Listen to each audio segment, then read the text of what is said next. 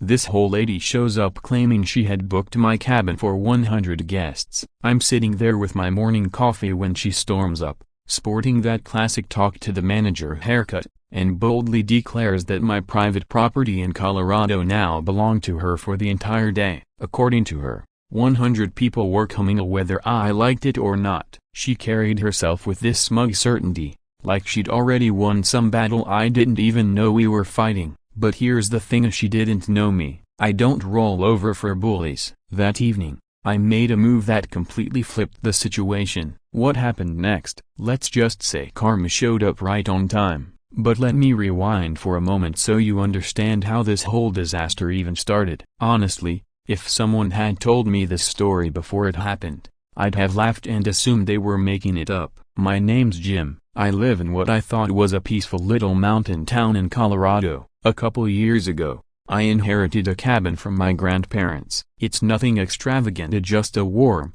cozy place where I do my freelance graphic design work and enjoy actual peace and quiet. The cabin sits on about 3 acres, tucked between pine trees, with a view that city people would pay good money just to look at. It's my safe space, the one place I can breathe without car horns or late-night music rattling the windows. A month before this incident, I'd installed a security gate system around the property. Now, before you assume I'm some kind of paranoid hermit, hear me out. We'd had a string of break-ins nearby. Thieves were targeting cabins that had expensive equipment. My setup alone was worth about $15,000, and if that was stolen, I'd lose my livelihood. So I invested in a proper security system. Clear signs were posted, private property, gate locks at 7 p.m. I even built in an emergency override because I'm not heartless. It wasn't some dangerous trip, it was just smart protection. Then Friday afternoon, while working on a logo project for a local brewery,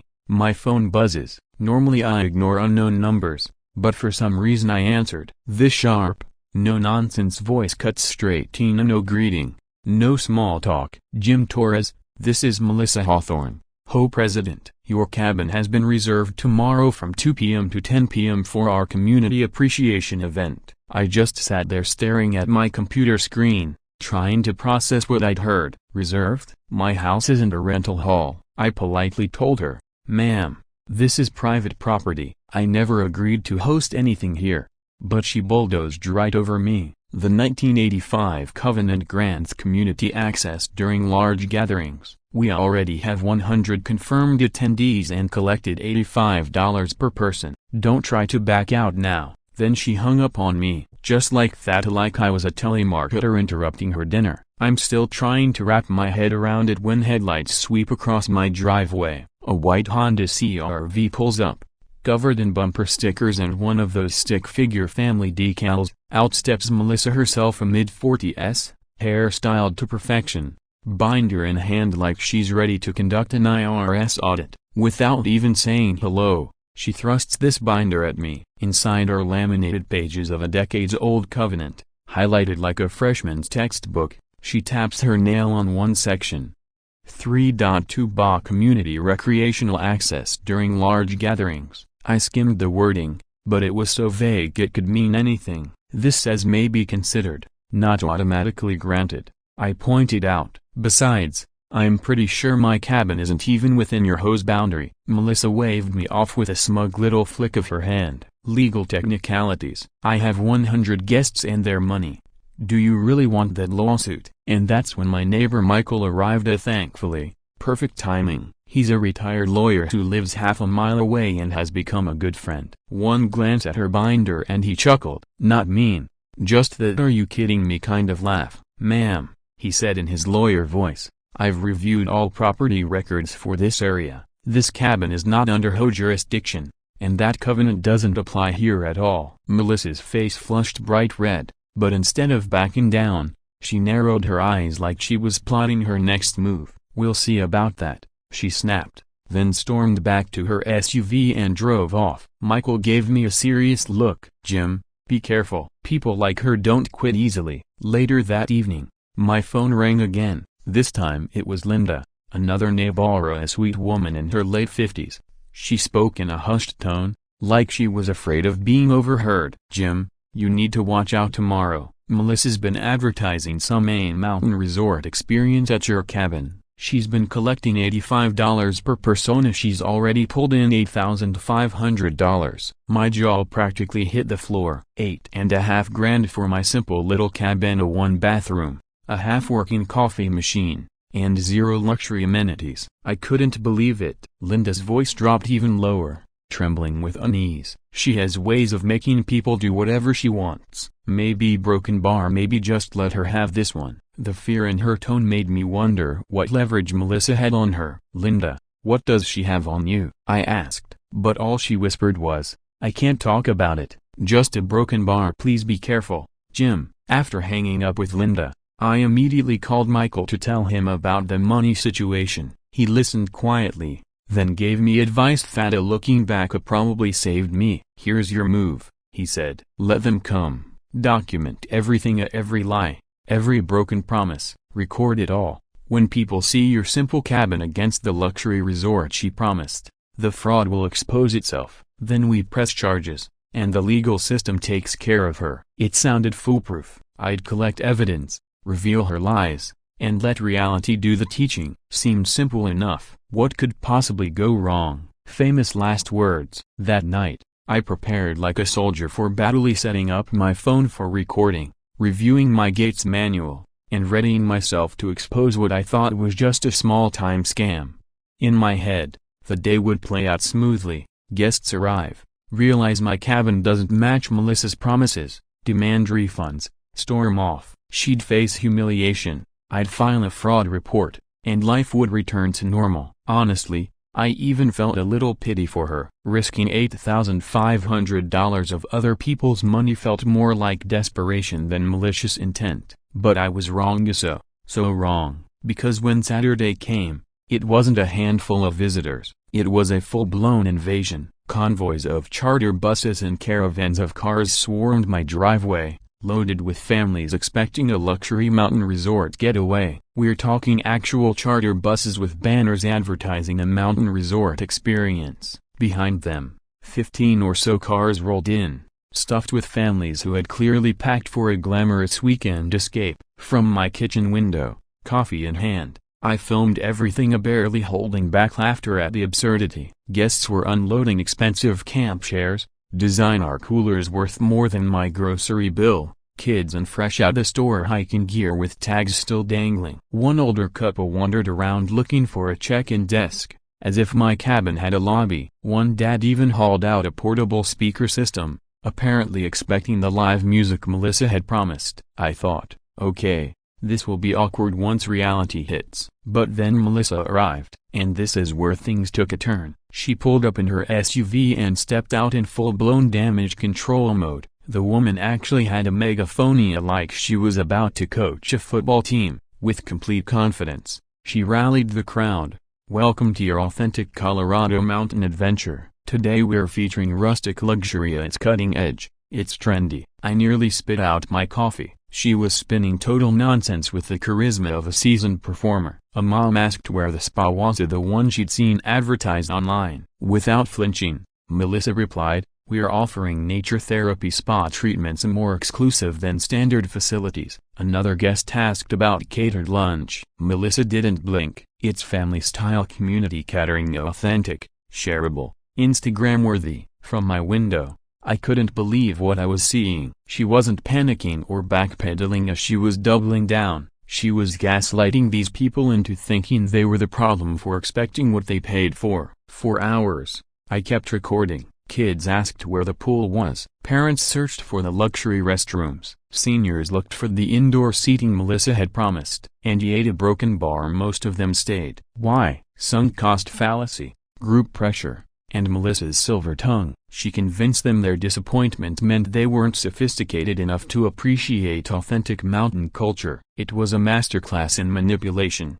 And it hit me, Melissa wasn't some amateur scammer. She was operating on a whole other level. By early evening, I decided it was time to give an official warning. I grabbed my bullhorn.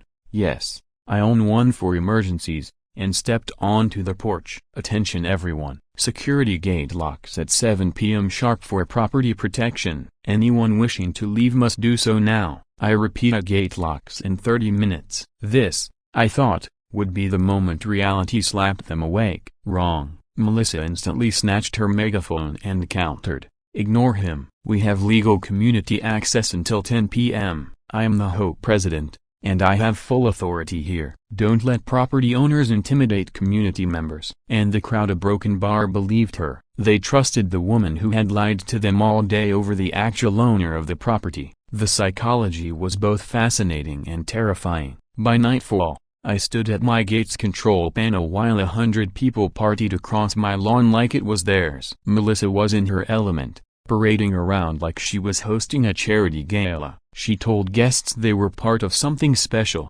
something important. She had transformed my home into her personal empire, and somehow, they all bought it. Her crowd wasn't just following her anymore, they were practically loyal subjects. You know that feeling right before you're about to do something, and you're not sure if it's going to be brilliant, a broken bar, or unbelievably stupid? Yeehaw, that was me. I glanced at my watch. The moment had come. With a deep breath, I pressed the gate's lock button. The heavy metallic clang echoed across the property, sharp and final. For 3 whole seconds, I felt victorious. I'd given fair warning. They ignored it, and now they were about to learn a real-life lesson about respecting private property. The sound froze everyone mid-conversation. Guests slowly drifted toward the gate, tugging on the steel mesh, testing the electronic lock. That's when the realization spread, they were trapped inside. Kids started wailing, elderly folks grew nervous about health concerns, and parents whipped out their phones,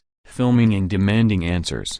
But instead of panicking like I thought she would, Melissa calmly pulled out her phone, a Broken Bar, and went live. Not just recording, a full-on live streaming to what looked like hundreds of viewers. Emergency broadcast, she declared into the camera. We are being unlawfully detained by a dangerous individual. 100 innocent community members imprisoned against their will. The live comments exploded instantly. Call the cops now. A Broken Bar, this is kidnapping. A Broken Bar, Melissa warned everyone. He planned this. From my porch, my stomach dropped. It hit me. This wasn't chaos for her. This was theater. She wasn't shocked. She was ready. Calm, collected, almost smug, like this was the moment she'd been waiting for. On stream, she started narrating like a news anchor. I've documented his concerning behavior for months. I have proof of his premeditated intent. Proof of something I had only decided less than an hour ago. And then it clicked. The way she'd been so confident about bringing 100 people here. A Broken Bar, the way she brushed off legal objections. A Broken Bar, the way she always seemed one step ahead.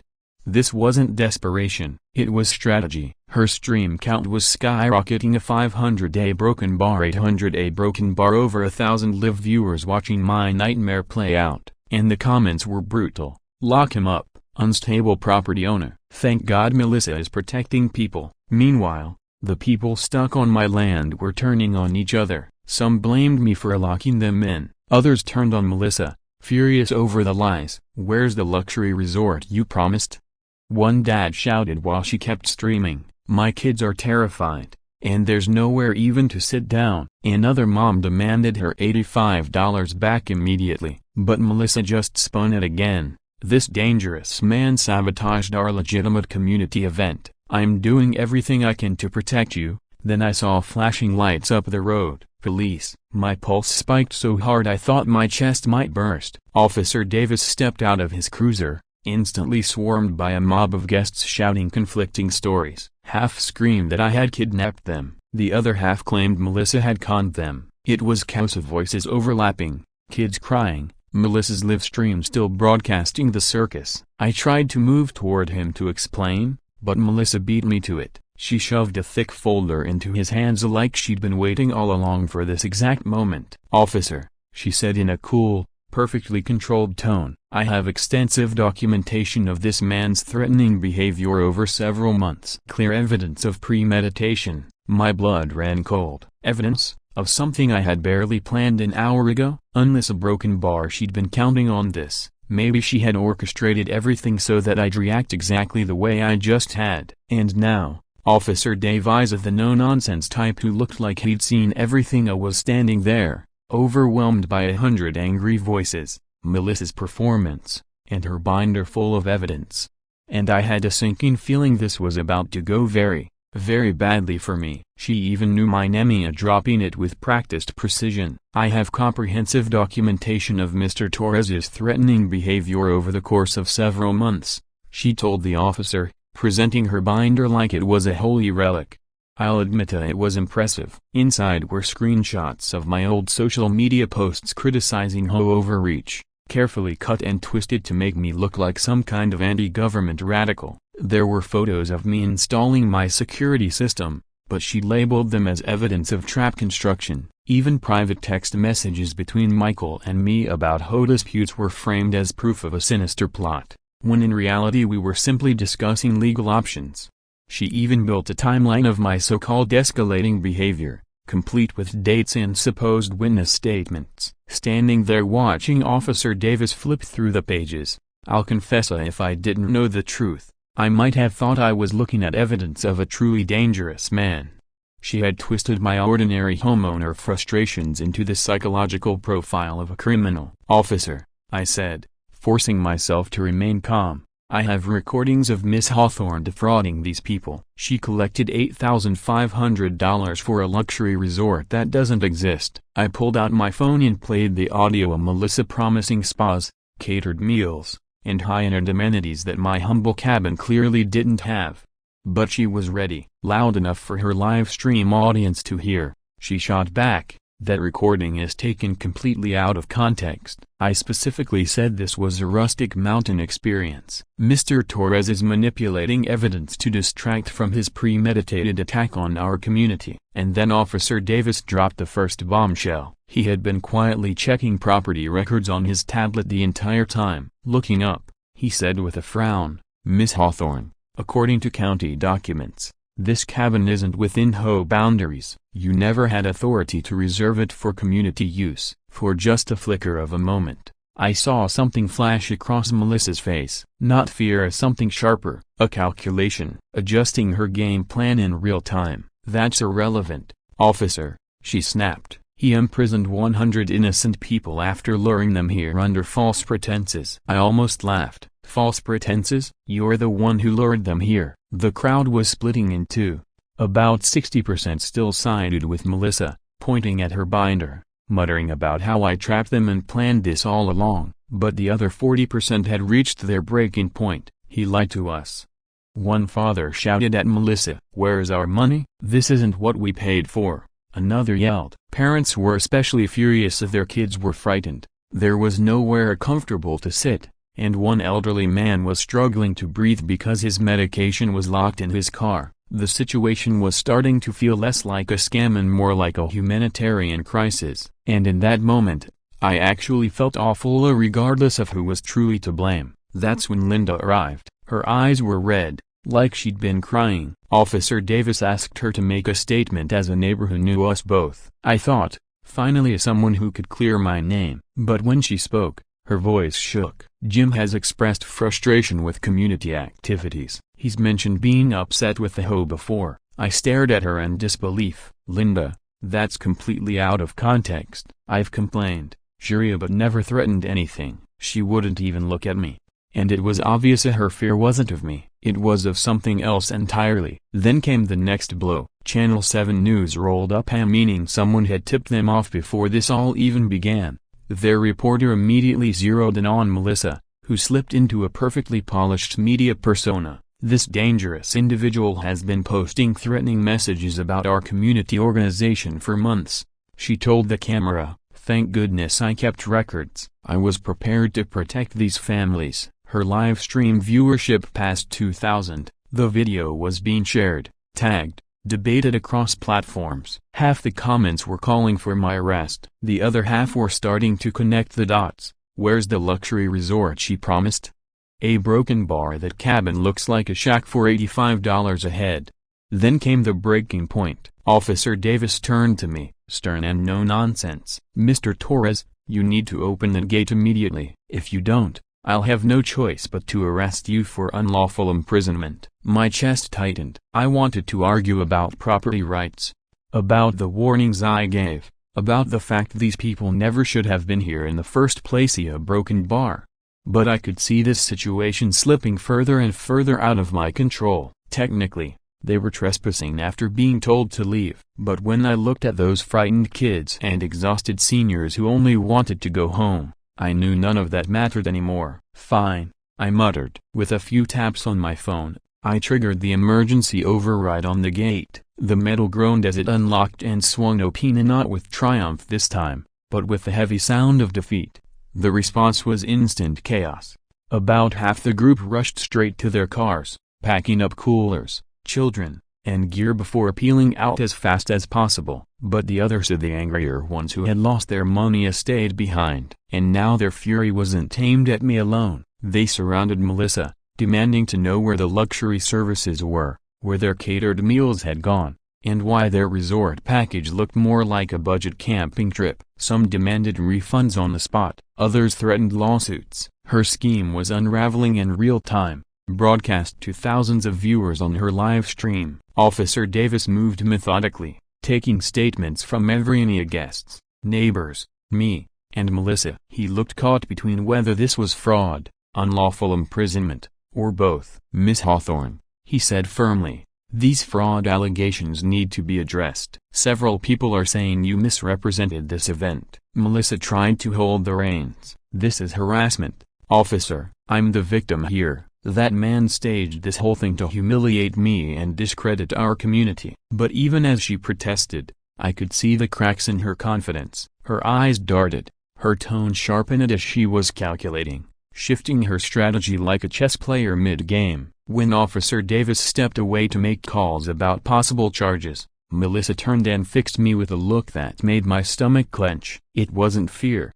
It wasn't surrender. It was satisfaction. The kind of look a strategist gives when sacrificing a queen to set up checkmate. She leaned close enough that only I could hear. "You have no idea what you've just set in motion, Jim. This is bigger than your little property dispute." That look haunted me. What was I missing? What move was she planning that would turn tonight's catastrophe into her victory? I'd had enough of reacting. For 3 days after the disaster, I spiraled angry, humiliated, wondering how I'd become the villain of my own life. But on Sunday night, lying awake in bed, something clicked. If Melissa had really been planning this for months, just like her binder suggested, then I had to think like here is several moves ahead. By Monday morning, I wasn't waiting around for some drawn-out police investigation. I became my own detective. My first call was to Mark, the contractor who'd installed my security system. "Weird question," I asked.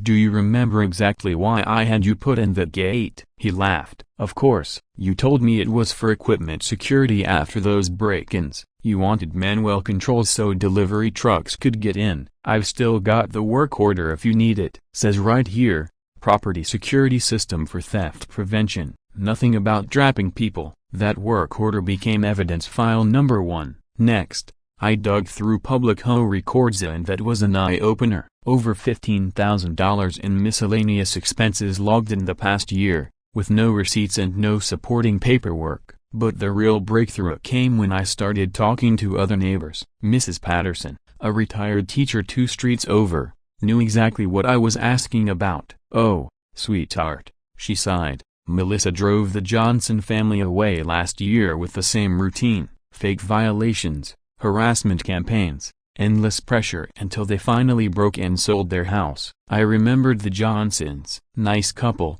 2 teenagers, 8 years in the neighborhood. Then, suddenly, they sold everything and moved out of state. Everyone had assumed it was for work. Turns out, it was Melissa. I tracked down their new number in Arizona and called. What Mrs. Johnson told me still gives me chills. "Jim, that woman is a predator. She targets homeowners who stand up to her or own desirable property. She fabricates documentation, manipulates witnesses, weaponizes social media, and makes your life unbearable until you give in." We spent $40,000 fighting her before we finally gave up. 8 months of hell, $40,000 wasted.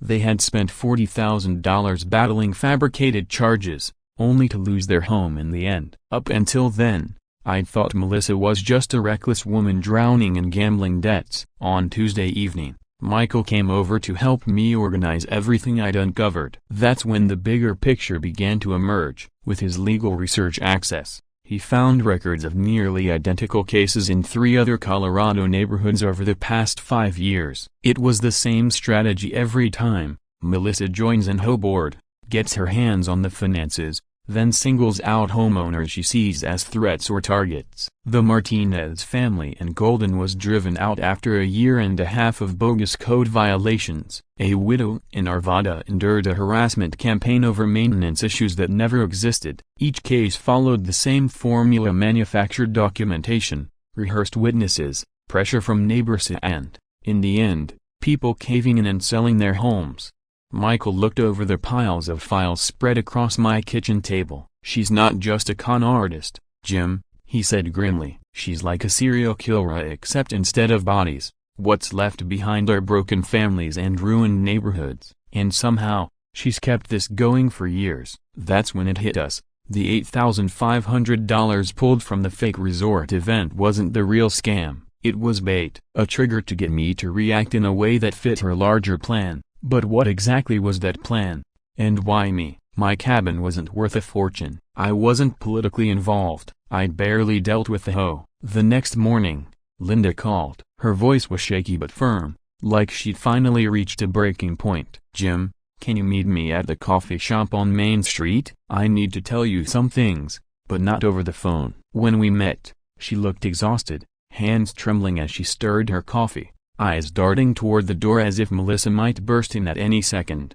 "I've been lying to everyone," she confessed quietly. "Even to the police." Melissa found out about mistakes I made on my 2020 tax as a not criminal, but bad enough to trigger an audit if anyone reported them. She's been blackmailing me with it for 2 months. The story that spilled out left me stunned. Melissa had dug up Linda's personal finances, probably by abusing her access as HOA treasurer. Instead of reporting it, she turned Linda into her unwilling accomplice. "She made me send those texts about you being threatening," Linda admitted. "She told me what to say to the police. She even forced me to show up at home meetings just to vote in her favor." "Jim, I felt like a prisoner in my own neighborhood." And Linda wasn't the only one. She explained that Melissa had dirt on at least 3 others. The former HOA secretary quit after Melissa discovered her daughter's DUI and threatened to expose it. The association president resigned when Melissa uncovered an old marijuana possession charge from his college days.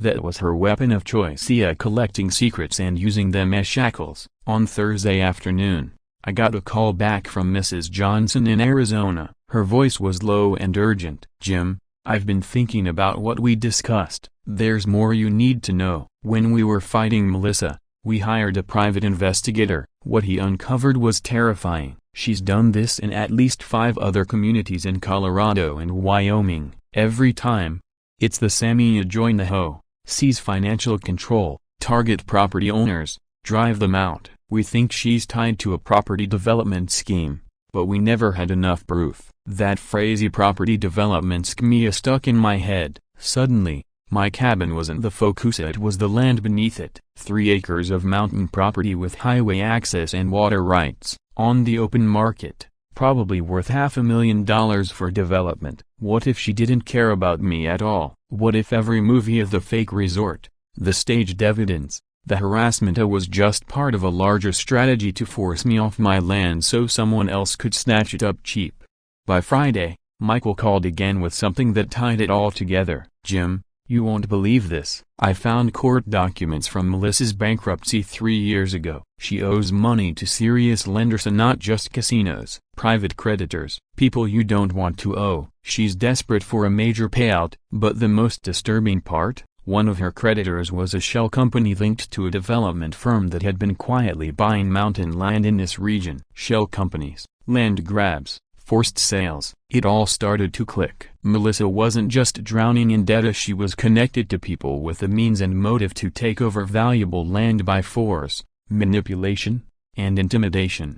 That evening, Linda called again. This time, her tone had shifted. Stronger, resolved. "Jim, I'm ready to tell the truth. Everything. I've been documenting it all, every lie she made me tell, every threat, every scheme. I've got text messages, emails, even audio recordings. "If you're ready to fight this, I'll stand with you." "All of it," she'd said. The weight in her voice told me it was bigger than I could imagine. What else had Melissa done to Linda? And more frightening, what else had she done that none of us even knew yet? The next morning, Linda arrived at my cabin carrying a banker's box filled with documents. I'm not exaggerating when I say it held enough evidence to topple a small government. There were text messages where Melissa openly threatened to ruin people who refused her demands. Emails revealed years of financial discrepancies in the HOA's accounts. And the most powerful evidence via audio recordings. For months, Linda had been secretly recording her conversations with Melissa,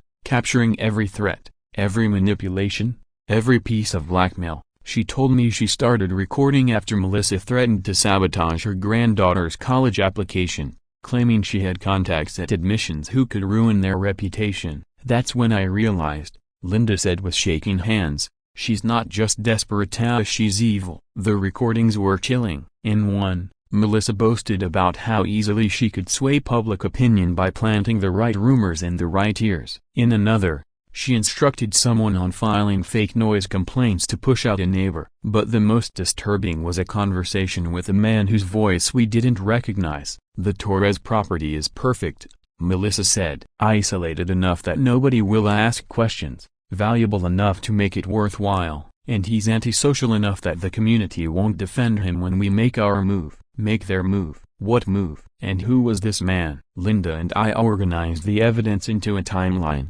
and the pattern became undeniable. Melissa never chose targets randomly as she identified anyone standing in the way of a larger plan, then destroyed them through social manipulation and legal harassment. Each family she forced out saw their property quickly snapped up by developers, always below market value thanks to the chaos Melissa had manufactured.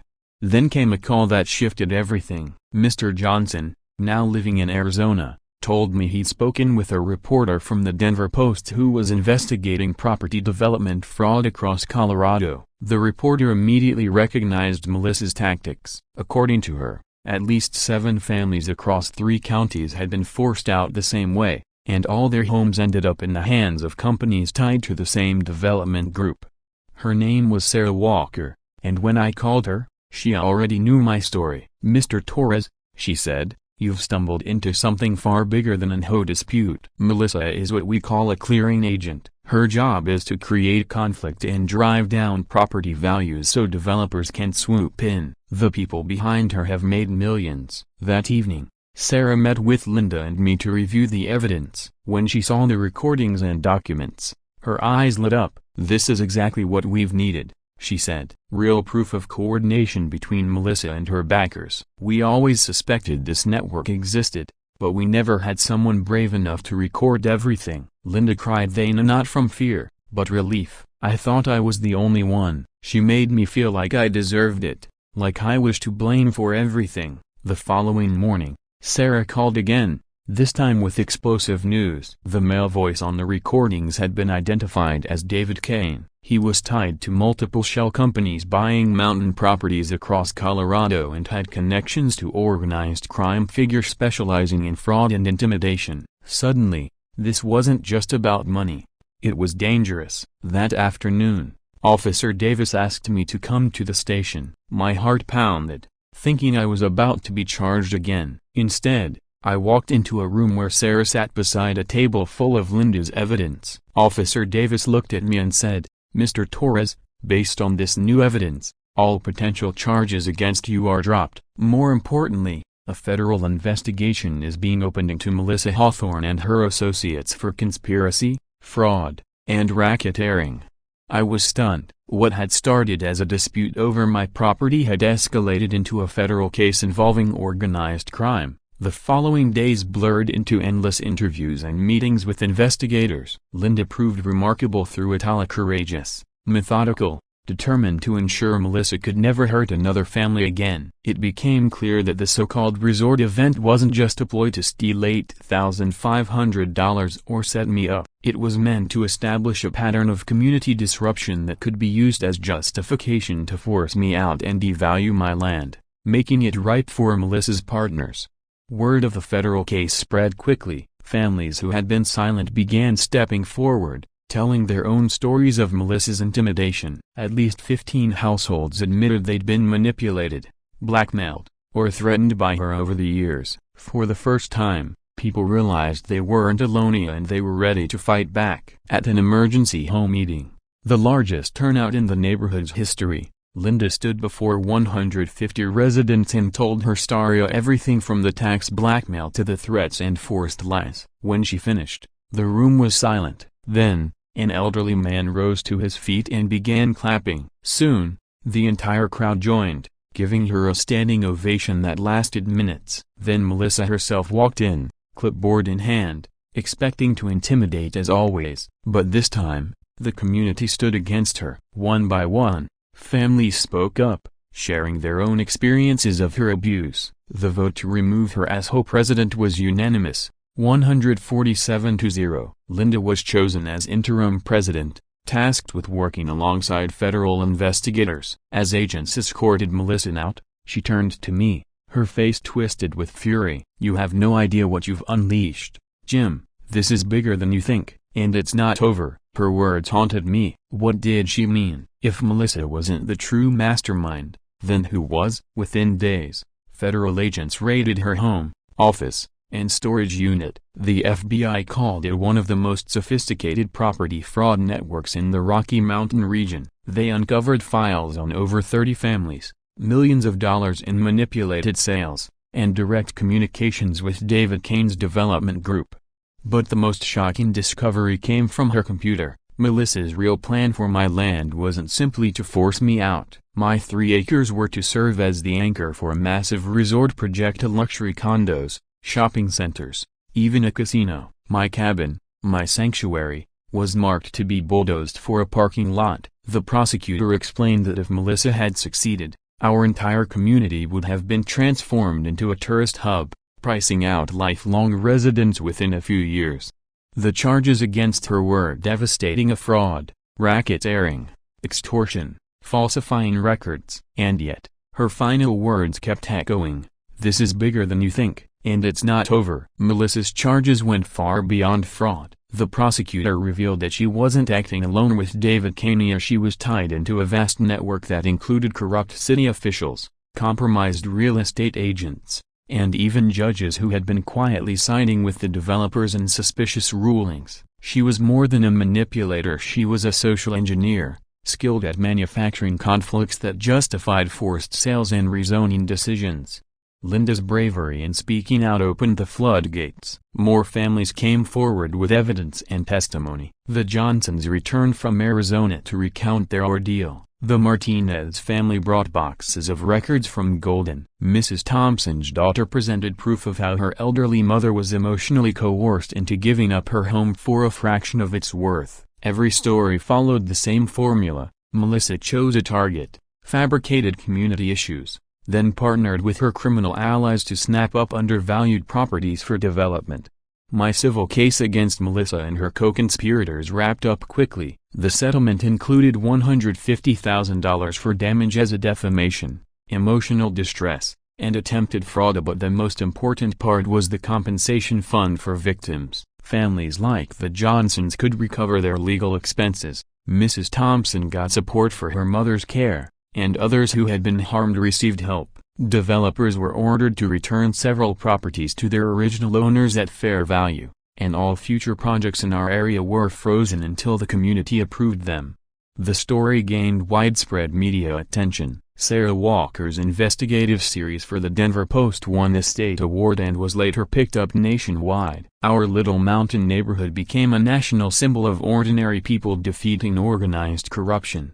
I gave several interviews, but each time I made it clear the credit didn't belong to me. It was Linda and the families who had found the courage to stand up. Officer Davis also became something of a local hero, praised for his determination to follow the evidence, even when it proved his first instincts wrong.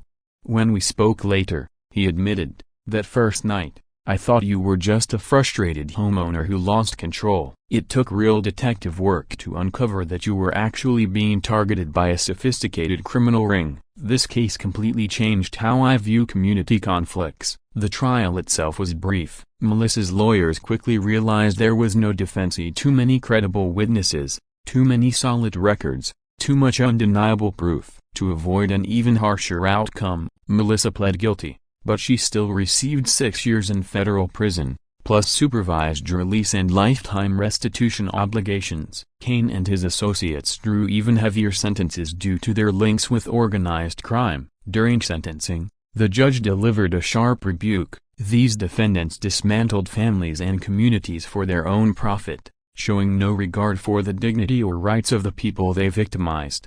Yet the real victory wasn't in prison terms or financial settlements, it was in how our community transformed. With Linda as HOA president, we built a system of radical transparency. Monthly financial reports went public online, major decisions required community-wide votes, and an independent ombudsman role was created to prevent any one person from ever gaining unchecked control again. Property values actually climbed, because people wanted to live in a neighborhood that had proven it could defend itself from exploitation. The most rewarding moment came half a year after Melissa's sentencing. I was hosting a community barbecue, something that began as a small way to rebuild trust but had grown into a cherished tradition. About 60 neighbors were there. Children played freely in the same yard where, not long ago, strangers had been forced into chaos. Linda cut the ribbon on our new community garden, funded through restitution money. Officer Davis showed up with his family, and as we talked, he said something that stuck with me. "When I first met you, I thought you were part of the problem. Now I realize you were the key to solving a much bigger problema, one none of us even knew existed. Your refusal to give up probably saved dozens of families from the same fate." I had never thought about it in those terms, but he was right. By standing firm, we had uncovered a conspiracy that might otherwise have destroyed countless more lives. By refusing to be intimidated and insisting on digging deeper, we had unintentionally uncovered and shut down a criminal network that had been thriving for years. As the sun dipped behind the mountains and I watched neighbors laughing together on the same property where the nightmare had begun, I couldn't help but think how differently things might have gone if I had caved when Melissa first laid claim to my cabin. If Linda hadn't found the courage to record those conversations, or if our neighbors hadn't united behind the investigation, Melissa and her crew would have succeeded. Our mountain community would have been shattered, families scattered, and criminals richer from our displacement. There was a fitting twist of irony when Melissa eventually qualified for a work release program. Her assignment, community service trail maintenance around Pine Valley. Day after day, she picked up trash and cleared brush in her orange jumpsuit, sometimes close enough to see the community gatherings happening on my land. Even after Officer Davis drove away that evening, his words stuck with me. "You were the solution." At the time, I wondered what he truly meant. Melissa was gone, but the way he said it made me feel like I had accidentally stopped something bigger than a simple hoe scam. A year later, I still think about that, and honestly, sometimes I still pinch myself when I look at what our community has become. What started with my weekend coffee routine somehow turned into the most extraordinary year of my life. Just last Saturday, we held our first annual Truth and Transparency Festival. Linda had jokingly suggested the name, but it stuck. To our amazement, 250 people showed up, and more than twice the number who had once been unwillingly trapped on my property. This time, they came by choice. We had food trucks catering, a bluegrass band that was properly hired and paid, kids' activities with real insurance coverage, and not a single person demanding luxury amenities that didn't exist. It was the complete opposite of Melissa's fraudulent resort gathering. Everything was genuine, and everything was exactly what we said it would be. And in a strange way, Melissa was still present. Her work release duties kept her on trail maintenance nearby, so from time to time I could see a flash of her bright orange uniform through the trees. While hundreds of her former neighbors celebrated the community she tried to destroy, she was picking up garbage. I'll admit, it made me smile every time I noticed it. Karma has a wicked sense of humor. Linda delivered an unforgettable speech that day. She spoke about how true strength comes when communities face threats together rather than letting fear pull them apart. Twice now, she's been unanimously re-elected as HOA president. Watching her grow from someone terrified of blackmail into a confident leader has been nothing short of inspiring. I was once so afraid of a single person's threats that I lied to the police and betrayed my neighbors, she told the crowd. But today I stand here as proof that courage spreads, and when we stand together, bullies lose their power. The applause lasted several minutes straight. I still get goosebumps thinking about it. Then came the moment that truly floored me. The Johnson family arrived. They were the ones Melissa had driven out of Colorado with relentless harassment. Not only did they come back for the festival, but Mrs. Johnson brought a photo album showing their move home, thanks to restitution money. They had bought a house just 2 miles from their old one. This community didn't just give us justice, Mr. Johnson told the crowd, it gave us our home back. I'm not ashamed to admit I teared up right then. Media attention has exploded, too. The documentary I once mentioned is set to premiere on a major streaming platform next month. Early reviewers are calling it a masterclass in grassroots justice and proof that ordinary people can defeat organized corruption. Its working title is The Gate: How One Community Fought Back, and apparently test audiences have even given it standing ovation. Say yes, for a story that began as an HOA dispute.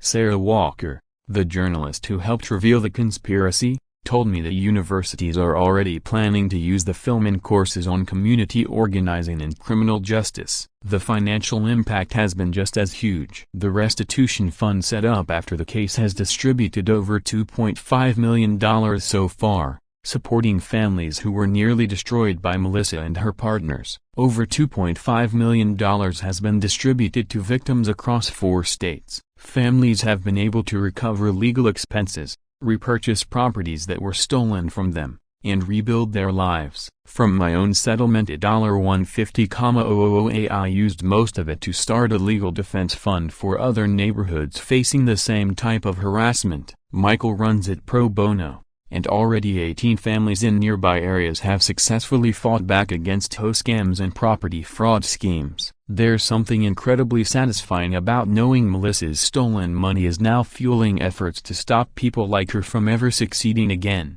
Development in our county has shifted drastically since those convictions. New regulations now require real community involvement before any large projects can move forward. Several resort proposals have been reduced or even canceled once residents raised environmental and quality of life concerns. It turns out, when people aren't being threatened or manipulated in secret, they actually make fair and thoughtful decisions about growth versus preservation. Who would have guessed? Even Officer Davis, who once thought I was the troublemaker, got promoted to detective sergeant because of his work on our case. Now he's considered the regional authority on property fraud and trains other officers on how to spot organized manipulation. He told me recently, "Your case changed the way law enforcement sees neighborhood disputes. We no longer dismiss them as petty arguments, so we look for patterns of systematic fraud." For someone who just wanted peaceful mornings with coffee, that's not a bad legacy. My personal life has also transformed in ways I never expected. Remember Linda's niece,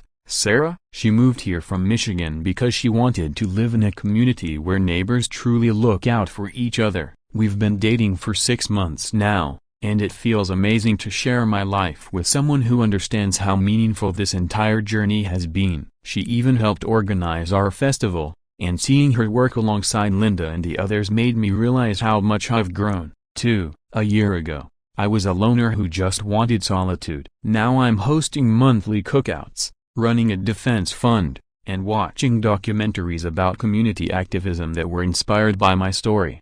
But the thing that impresses me most is how our community now resolves conflicts. Instead of letting resentments fester or allowing one person to dominate, we hold monthly forums where people openly raise concerns and collaborate on solutions. It might sound boring, but it's actually fascinating to see democracy in action, and it works far better than chaos or fear. We've settled disputes about property lines, noise complaints, even holiday decorations without lawsuits, harassment, or intimidation. A recent example really drove this home. A new neighbor moved in from Denver and complained about a dog barking next door. In the old days before Melissa's exposure, this might have escalated into harassment or lawsuits, but the forum arranged a meeting, connected the dog's owner with a local trainer, and followed up to make sure it worked. Within 2 weeks, the problem was resolved, and the neighbors ended up with a stronger relationship. That's the kind of community we've built now. The most surreal moment happened just last weekend. I was drinking coffee on my porch at the same spot where this entire ordeal began when I noticed Melissa working trail maintenance about 50 yards away in her bright orange jumpsuit. She looked up, caught me watching, and gave a little wave that was part embarrassment, part defiance. I waved back because honestly, what else can you do? Sarah was watching from the kitchen window, and she came outside with her own coffee. "You know," she said, "there's something beautifully poetic about her being required to maintain the very community she tried to destroy." She's right, it is poetic. Later, Michael stopped by with paperwork for the defense fund, and we reflected on how much has changed. "If someone tried Melissa's scheme here today," he said, "it would collapse immediately, not because of better laws or tighter security, but because this community communicates, trusts each other, and supports anyone under attack. Manipulation wouldn't stand a chance." He's absolutely right. That gives me hope that other neighborhoods can protect themselves the same way. Because the truth is, the best shield against organized fraud isn't money or lawyers, though those help. It's strong connections, neighbors who know and trust each other, and who will step up when someone tries to exploit that trust. Melissa thought she could control us with fear and division. Instead, she ended up teaching us how to create something stronger, more authentic, and more lasting than anything we had before. And that's what I've learned. Protecting your home sometimes means protecting your neighbor's rights, too. Standing up to one bully can prevent dozens of families from being victimized. And sometimes, when you just want to enjoy a quiet cup of coffee, life thrusts you into something bigger than you ever imagined. Melissa tried to claim my cabin for her sham event. Instead, she helped us build a real community, a one that's stronger, more connected, and more resilient than ever. And if that community now includes monthly barbecues, a legal defense fund, documentary screenings with standing ovations, and the occasional glimpse of your former tormentor picking up trash in neon orange, well, that's just karma with a wicked sense of humor. That's the true power of refusing to bow to bullies and standing up for what's right. Here at Anadrama Nest, we believe ordinary people can achieve extraordinary justice when they refuse to back down. If this story gave you a sense of hope or the sweet taste of karma, hit that like button. It helps us share more incredible true stories with you. Thanks for watching, and stay tuned for the next Anadrama Nest twist, where justice always finds a way.